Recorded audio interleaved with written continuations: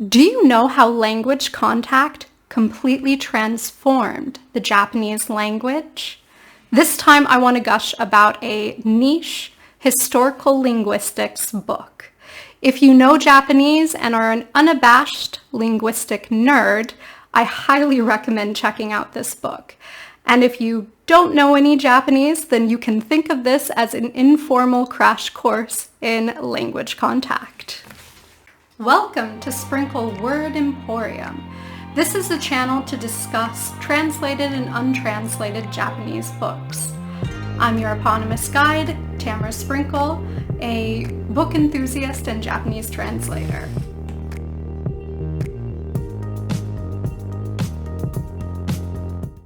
When I first moved to Belgium, I was browsing Kindle for something about the Dutch language, but written in Japanese. So I stumbled across this gem,日欧の言語接触ヒストリア, meaning the historia of language contact between Japanese and European languages, by Dr. Isamu Hayakawa. My original goal was to learn about Dutch, and from the title alone, you can tell this is very tangential to that goal.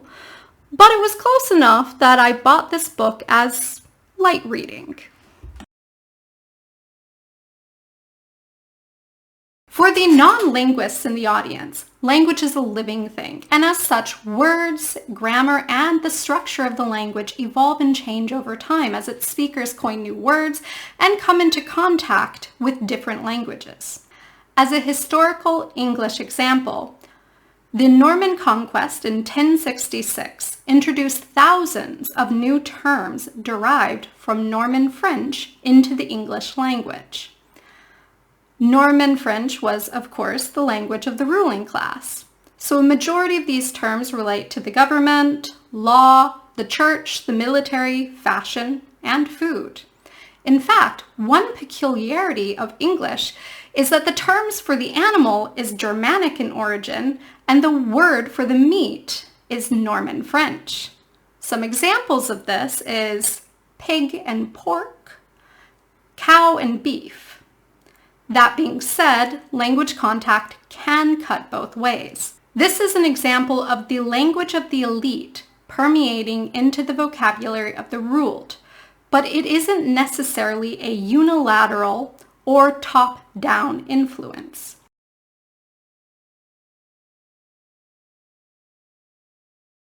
Dr. Isamu Hayakawa is a linguistics professor who studies language contact and English lexicography. In other words, English dictionaries. This is a digital-only book that incorporates his previous works, but is written in an easier-to-understand language for any interested members of the general public.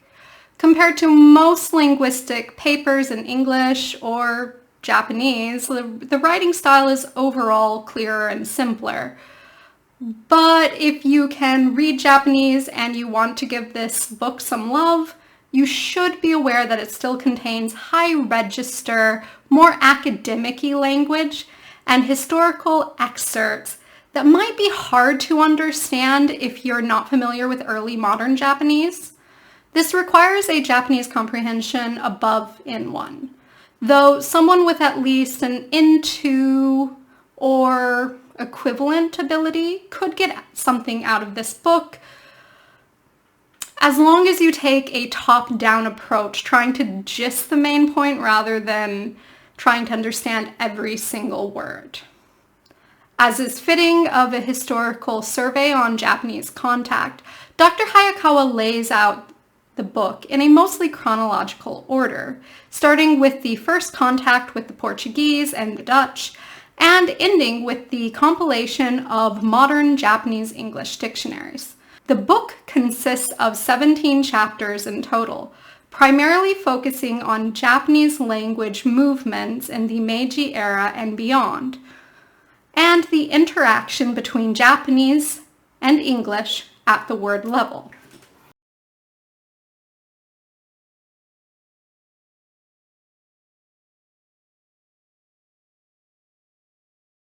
The first Europeans to arrive in Japan were the Portuguese in 1543. And later on, Nobunaga Oda, the daimyo or leader at the time, allowed the Portuguese to come as missionaries and to sell guns to him. During his rule, the first Japanese-Portuguese dictionary was created, Nippo Jisho, Vocabulario da Língua de Lapão. Here are some interesting words that derived from Portuguese.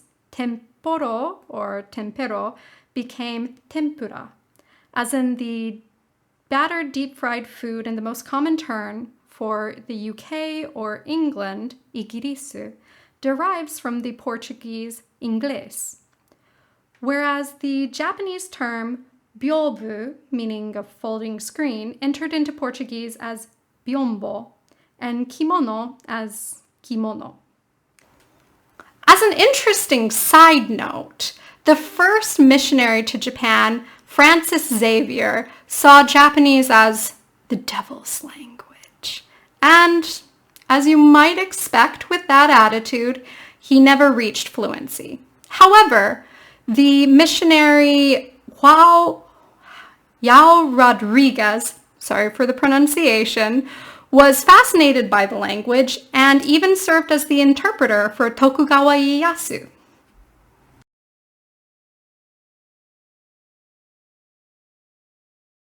When the first Dutch ships arrived in 1600, the lingua franca between these tradesmen and Japan was Portuguese, though Tokugawa Ieyasu, who was beginning to crack down on Christianity in Japan, preferred trading with the Protestant Dutch since they didn't evangelize, and the Portuguese trade was intertwined with Jesuit missions.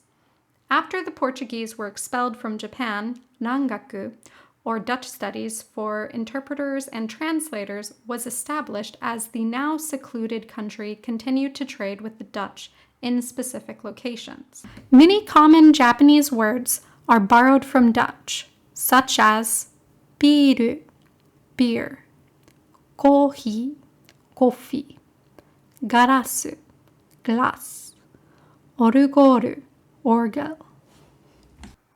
After Japan was forced to open, Dutch studies as a whole began becoming less popular as the country fostered interpreters and translators for other European languages. Yukichi Fukuzawa, whose essay we'll talk about at another point in time, was an Enlightenment thinker who advocated for switching from Dutch studies to English studies, singling it out as the most important among the European languages.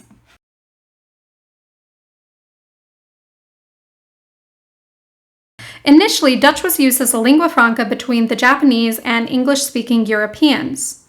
One such Dutch scholar, Tatsunosuke Hori, created the first English dictionary in Japan, basing his Eiwa Taiyaku Shujin Jisho, a pocket dictionary of the English and Japanese language, on an English-Dutch dictionary with the same name.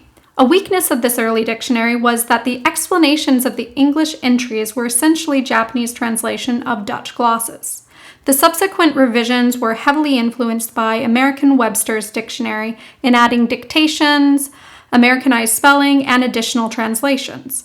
In 1873, Hori's dictionary was followed by Shibata and Koyasu's Fuon Sozu Eiwa-ji, an expanded Japanese-English dictionary, which included specialized vocabulary as well as illustrations and pronunciation guides. Unlike the previous dictionary, this one coined several kanji words in Japanese by combining the individual meanings of two characters to form a new meaning, although many of these coined words didn't stick. Through this language contact, many Japanese words entered the English language. Some are very obvious, like origami, kimono, sushi, sumo, tempura. Americans might know the word honcho. Anyone who works at a Japanese company should know kaizen. And you might be less familiar with the origin of rickshaw, which is rikisha.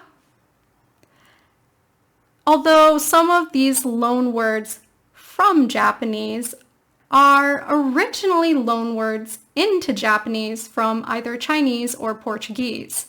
But I'll leave it to you to decide which one is which. But if you know, please leave it in a comment below. There were also some terms that were calqued from individual Japanese characters. To give an example of this, the word white belt comes from shiro obi, in which the characters are literally white and belt. The word black currant is also derived from Japanese kuroshio. The English, the land of the rising sun, is also derived as a direct translation from hiizuru kuni. Switching perspectives. There are several English words in Japanese, some with the exact same meaning, like forku, fork, knife, knife, wine, wine, camera, camera. But there are also some false friends, like mansion, which does not mean mansion, but an apartment, flat, or condominium. Pension, which is not a pension, but a resort or inn. Hochikisu, from Hotchkiss, meaning stapler, which is an example of a brand name becoming synonymous with the general item it sells, like Kleenex in American English or Hoover in British English. Shapen, shappu penshiru, meaning a mechanical pencil in American English or propelling pencil in British English. Shukurimu, meaning the dessert cream puff. And kaningu, which is not being cunning, but cheating.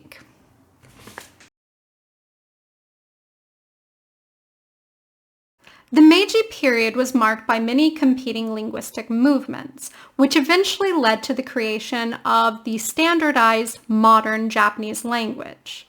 In this period, Japanese was influenced by contact with European languages, and many words were calqued or created through translationese.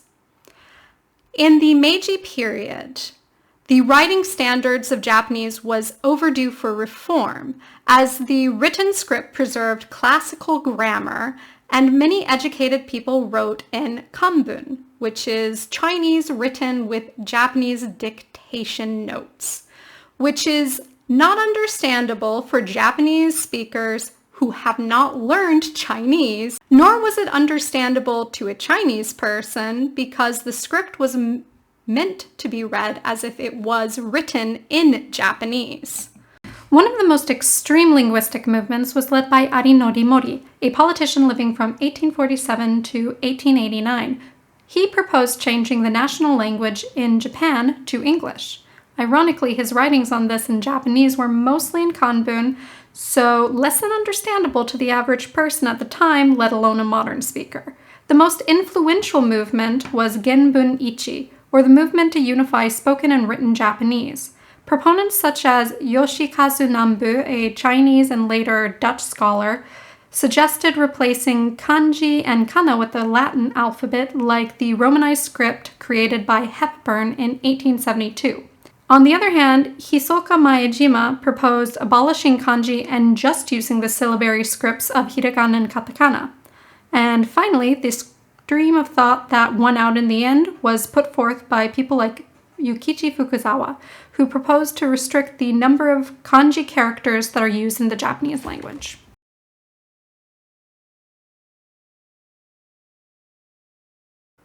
Both these internal linguistic movements and influences from European languages have made a major impact on the modern version of Japanese, which you can tell from just a cursory comparison of modern texts and those written in the Edo period or early Meiji period.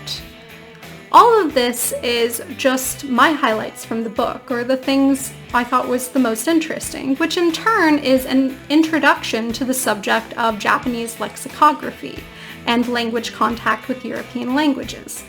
If you're interested in learning more, please check out this book or read one of the scholarly articles written in English by Dr. Hayakawa. If you know historic Japanese, what's the most interesting linguistic development in Japanese to you? If you're a modernist or don't know any Japanese, What's your favorite dictionary or borrowing in any 2 languages that you know? I'd love to hear what you have to say or anything that you found the most interesting from this book.